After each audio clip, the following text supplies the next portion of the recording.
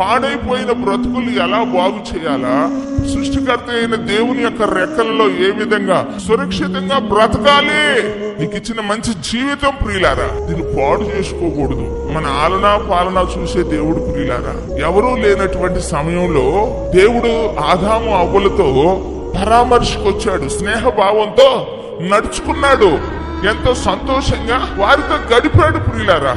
ఈరోజు దేవుడు మన ఆలనా పాలన, మన మంచి చెడు చూసేవాడు. అందుకే భక్తులు పెట్టారు కదా, యెహోవా ఈరే ఆయన చూసుకును, యెహోవా రాఫా ఆయనను బాగు చేయును, యెహోవా నిస్సీ ఆయన సర్వశక్తి కలిగిన దేవుడుగా, ఆయన మన బ్రతుకుల్లో విజయాన్ని ఇచ్చే దేవుడు అండి.